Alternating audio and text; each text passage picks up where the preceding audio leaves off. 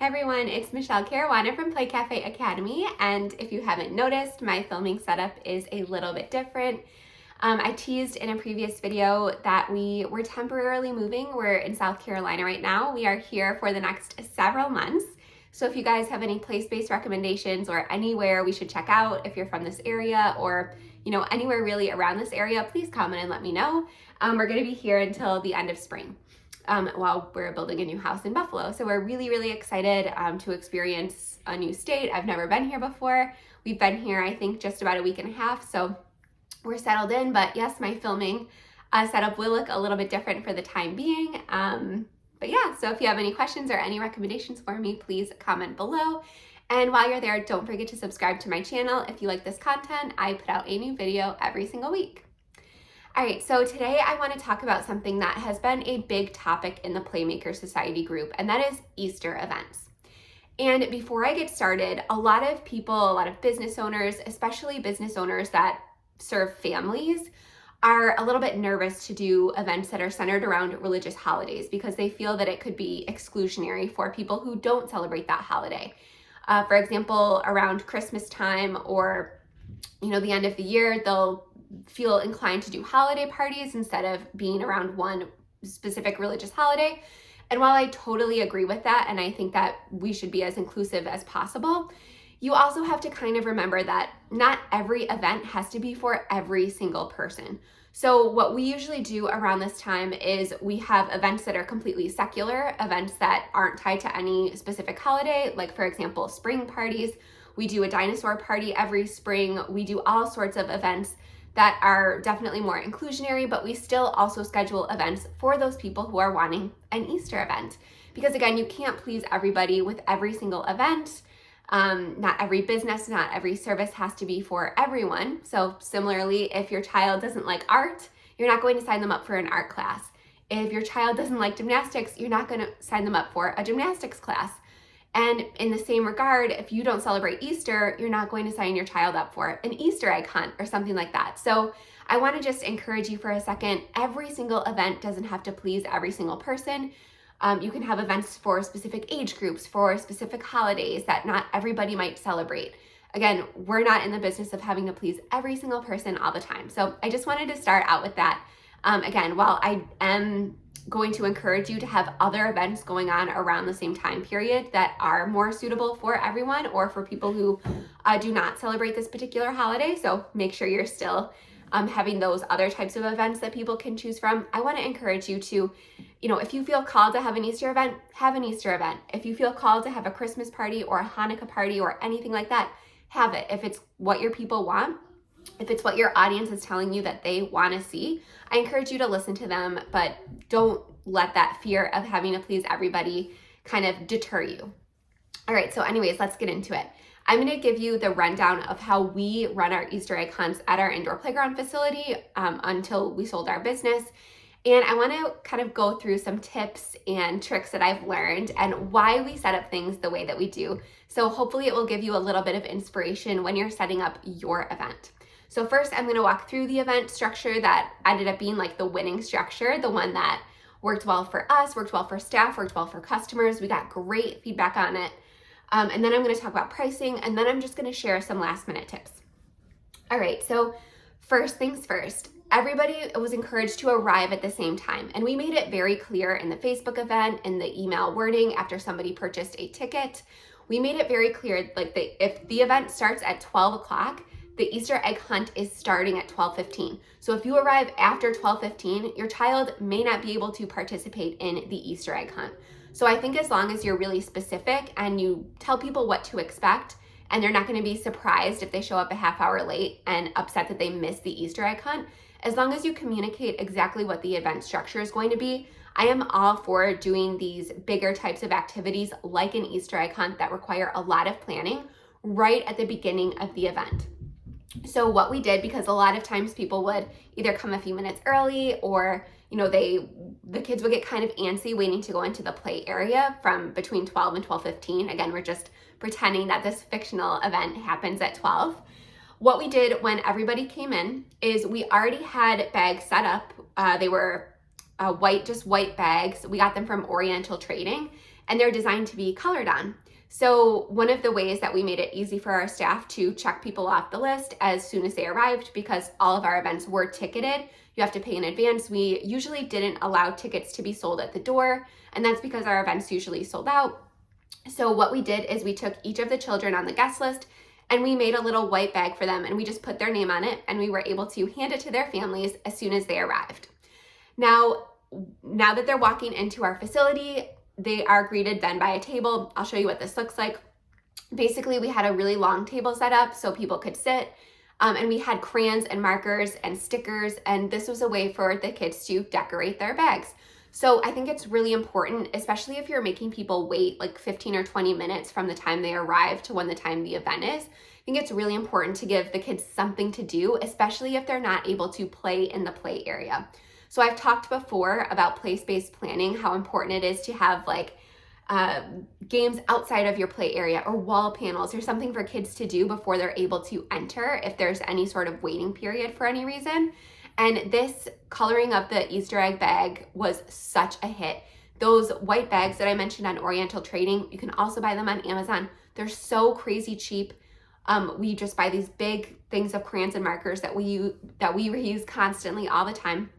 So this was extremely inexpensive, and it just gave parents and children something to do while they waited so that they weren't quite as antsy while we got everybody settled and while we made sure everybody was checked off the guest list.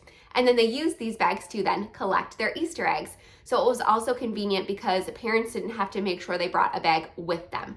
And this ensured that everything was uniform size, nobody's bag was bigger than the other, and things like that. So once everybody was kind of seated and the children were coloring their bags, we ran through the rules. And we typically recommended for parents, we gave them a number. We gave them a general idea of the number of eggs to have their child collect. Now, of course, some of these kids are babies or toddlers, so they might not quite understand. So we had a lot of parents whose kids collected, let's say it's 10 eggs, and we did this math. So let's say we had 300 eggs. If there are 30 kids coming, each child can select no more than 10 eggs. So just do that based on the size of your space, the number of people attending. I felt that between 10 and 20 eggs is a good number of eggs for children to collect. Any more than that, and it gets a little bit cumbersome and it takes forever, but any less than 10, the kids aren't going to be quite as satisfied with the experience and it will seem a little bit rushed. So I think between 10 and 20 eggs is perfect. So we ran down the rules. We told parents how long the egg hunt was going to last. We told them how many eggs to allow their child to collect, and then we told them what to do after the egg hunt. And at this point, we opened the doors. Everybody got to go into the play area at once. The parents helped the children collect the eggs. Again, most of our events were geared towards children under 3, so they did need quite a bit of help. And this did get a little bit crowded in the play area, so we encouraged only one parent to enter the play area with the child so that everyone wasn't bumping into each other all the time. I'm going to show you a picture, and as you can see, it got a little bit crowded. So after this event took place, we actually, again, encouraged only one parent to go in with the child, while the other parent is able to supervise on the other side of our 3-foot wall. This usually lasted between, I would say, 15 and 25 minutes, depending on the age group. Of course, for smaller babies, they're going to take a little bit longer. And then again, we had let parents know what to do after their child collected the eggs. And in this case, we set up a color sorting station. And this was, I think, pretty smart for a couple different reasons. Number one, it adds an education aspect. So parents are able to help their children sort the eggs by color. We're giving them a little bit of an enrichment experience and a way for them to bond with their child. So they're learning, they're bonding, everybody was super happy. The second reason this was really smart is it allowed us to collect the eggs back. And this was important because obviously everything, all of the costs that go into our event are important. We just couldn't spend the money on thousands and thousands of eggs every single Easter season. So we did choose to reuse our eggs and not allow people to take the eggs home. And again, we did let people know this prior to the event, so they were not surprised. So it made it easy for the children to kind of give up their eggs, and it made it fun. It made it sort of like a game. And again, we encouraged the parents to do this color sorting activity with their children immediately after the egg hunt concluded.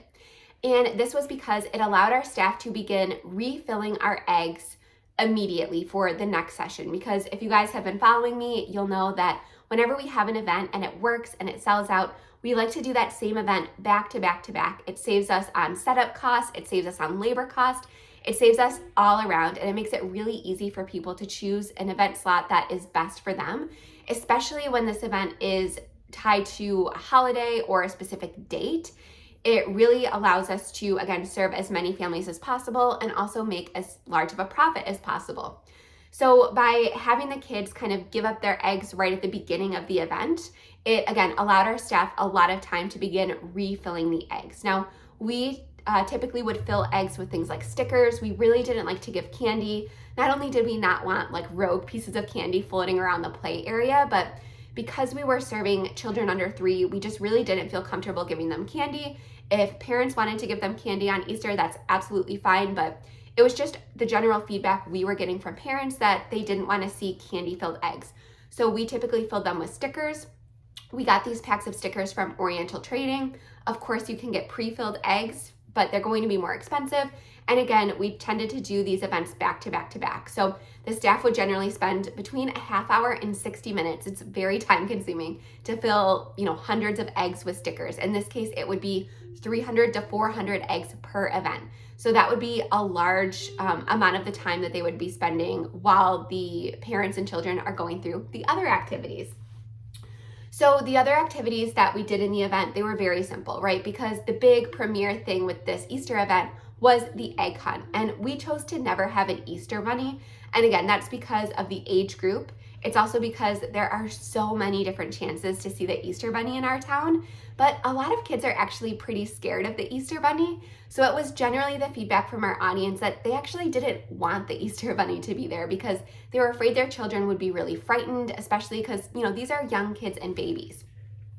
So we did not have an Easter bunny. Our big part of the event was the Easter egg hunt. And then as soon as that was over, it was all just casually playing, and we would always set up sticker sheets. So when a child came up to us, it was, again, this is something that we went over as part of the rules before the event, but basically when a child completed the color sorting activity, they would come to us, show us their bag, they would show us that they were completed, we gave them a thumbs up and a little clap. That made them really, really happy and excited. And then we gave them their next activity, which was a sticker sheet. So they could take all the stickers that their eggs had been filled with, and they could place the stickers on it. This was usually like an Easter scene or something like that. And we also gave them a little craft to do. So sometimes this would be coloring Easter eggs, paper Easter eggs. Sometimes this would be creating like bunny headbands. We experimented with all different types of crafts that we typically purchased on Oriental Trading. But that was the key here, is in order to unlock the next activity, in this case a craft, they had to show us that they had completed their color sorting activity. This would again ensure us that everybody was kind of moving along this event in a timely manner, and it ensured that we would have enough time for our staff to refill those eggs, and it also ensured that we weren't missing any eggs. So after we did the sticker sheets and the crafts, we also had some events that were kind of like more go at your own pace. So even though we didn't have an Easter bunny, a lot of times we would set up like a photo backdrop or something like that for people to take Easter photos. A lot of the kids would come dressed up. So we had some sort of like photography backdrop or something where parents could just take photos with their iPhones. Sometimes we had signs for them to hold with like a hashtag, like, Easter egg hunt 2021 at Climbing Vines or something like that. So you can get really creative with these photo booth almost type things. And make it really fun and make it a chance for you to actually get your brand out there and get your business out there. This is obviously going to be especially important if you are brand new. So get creative when it comes to giving people photo opportunities at your events.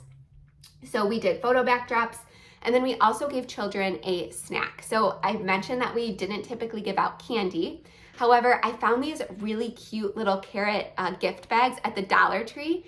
And I've actually seen them there the last several years, so hopefully they're still going to be there to come. I actually decorated this entire event, so the bunny chair slip covers, the table covers, all of the decorations that you see in the pictures that I've shared are from the Dollar Tree. So this was a very inexpensive event for us to run. And again, we were able to reuse a lot of these supplies again and again. I used these bunny chair slip covers from the dollar store like 5 years in a row, and they worked every single time, and they were so cute. And again, they made the event very photo worthy. So I used these little carrot gift bags, and we actually made them look like carrots, and we filled them with goldfish. So it wasn't, the most healthy snack ever, but I didn't really want to give babies and kids carrots.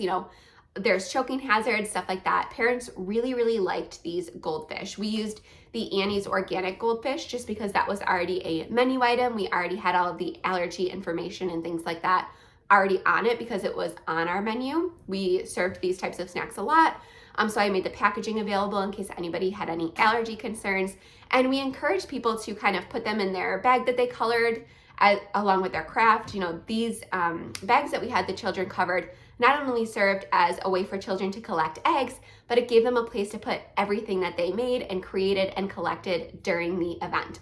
So it was really a dual purpose thing, and I would highly recommend anyone who has an Easter event or anything like that to look into these just white bags from Oriental Trading or Amazon, wherever you decide to purchase them from. So they could consume the snack if they were hungry, or they could take it home. We really didn't care either way, as long as, of course, the food didn't go into the play area. Now I want to talk about pricing really quickly because I put out a video recently about a babies and brunch event that we did, and I mentioned how we kind of treated it as a loss leader event, meaning we lost money on purpose just to get new people in the door. Now, this type of event, these, big, these Easter or holiday events that we put a lot of time planning and, cost into these events, and you have to purchase, eggs, you have to purchase all sorts of stuff. Someone has to make those goodie bags, things like that. There's a lot that goes into these events. And because there is such a high demand for these holiday type events, this is not an example where I would do this kind of loss leader pricing. This is the time where you want to charge your premium pricing. And a lot of people get worried to charge, $25, $30 for an Easter egg hunt when a lot of places offer them for free. But we never had an issue selling out our events. And there's a couple reasons for that. Number one, we offered a unique experience. So if you were to show up at a rec center or something like that to do an Easter egg hunt, even though they separate the children into different age groups, it's typically mayhem, especially if the event is super cheap or free. So I found, especially because we were a little bit more known as an upscale play place, we did premium events. I found that a lot of parents are willing to pay more just to ensure that their child doesn't get like stampeded in a sea of 100 or 200 or 300 children. And now that we're living in this, pandemic, post-pandemic world, I think people are going to continue to pay to have these smaller scale events. Now, we had a really good reputation and people trusted us to not oversell or overbook events. They were never overcrowded. They were always nice and calm and relaxed. And again, we worked really hard to get that reputation. So we offered a different, unique experience, one that was not possible at a rec center or at an outdoor event. And again, because we were in upstate New York, a lot of these egg hunts and things like that were outside. So a lot of times if you have a small child or one that's crawling or it's really cold outside, you don't want to bring them to an outdoor event. So by offering this smaller scale indoor type of egg hunt, again, we were offering a unique experience that a lot of people weren't able to get elsewhere. And also I've noticed that even though, again, places will segment their egg hunt for different age groups, a lot of the other activities are more geared towards older children. And because we really centered everything in our event from, the bags that the children were collecting eggs in to the color sorting, we made everything super age appropriate. And it was very specific to children under 3. So that was also something unique that not a lot of other people were offering. And it did allow us to charge a premium price. Other ways that allowed us to, or other things that allowed us to charge a more premium price, and again, this is between like $25 and $30 per child. We typically did not charge for adults for this type of event, was we did things like offer adults free coffee, offer, a discount for a next event, something like that. Something that doesn't cost us a lot. Coffee, again, is a very high profit margin item. We threw it in for free in a lot of events just to up attendance and also increase the parent satisfaction that they have at the event. We want them to have a good experience. So we did throw in things like bonuses, like free coffees or a free pass to come back during open play or something like that. So those little bonuses, those little extras, along with having a different, unique, smaller scale, more intimate experience really helped us allowed us to charge that premium pricing and also, most importantly, sell out at that premium pricing. Again, we did like 4 or 5 egg hunt time slots, sometimes 6, and we sold every single one out, even though we were charging way more than our competitors, even though there were a ton of options for free events, because not everybody, again, wants a free event. There are children with sensory processing issues. There are children with disabilities who can't do egg hunts outside.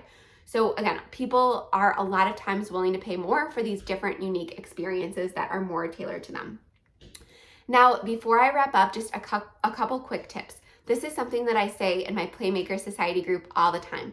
Start promoting events as early as possible. And I'm talking like 3 months or more in advance. So you might be watching this video a little bit too late for this Easter, but I highly recommend setting up a Facebook event at least 3 months in advance, because people are going to start RSVPing to it. It's going to gain traction. People are going to see that their friends are RSVPing to it or are interested in it. And just giving the Facebook algorithm that time to really pick that event up and share it in other people's news feeds, that is going to be your best bet without having to spend any money on ads for the event or anything like that. We very rarely spend any money promoting any of our events.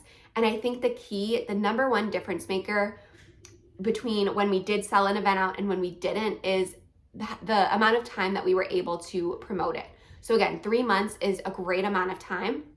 Anytime we threw a last minute event on the calendar, they still did pretty well, but again, it was a lot harder to sell them out. It took a lot more work, and sometimes we did have to invest in ads. This is also a great time to utilize email marketing. So if you set up an event just a couple days or a couple weeks before an event happens, it's going to feel like you're constantly spamming your list about it. But if you let people know for the first time 3 months before, and then give them a reminder 2 months before, and then just send a few last minute emails to fill the last couple slots, it's going to feel a lot less salesy. It's going to feel a lot less, a lot less pressure for your customers. And it's just going to really help you sell a lot more than if you were to just kind of bombard people in the last couple weeks before the event actually happened. And when you're creating these events, things like that, obviously you want to use pictures if you've hosted the event in the past, so that people can kind of envision what the event is going to look like. But even if you don't have pictures, hop into a free tool like Canva, make it really appealing, make it really colorful, make it really eye-catching, so that when somebody does see it on someone else's timeline or as they're scrolling through and they see, oh, so-and-so RSVP to this event, it catches their eye, it kind of stops their scroll, it screams something like kid event or playground or Easter egg hunt. So don't just use a random picture. Make sure you're really intentional behind this design. It's going to help you really stand out in both your email marketing and in the newsfeed. So those are my tips about an Easter event. I hope you enjoyed this video. If you have any requests for video or content at any time, please feel free to email me or comment below this video, and don't forget to subscribe so you never miss anything. Have a great day, guys.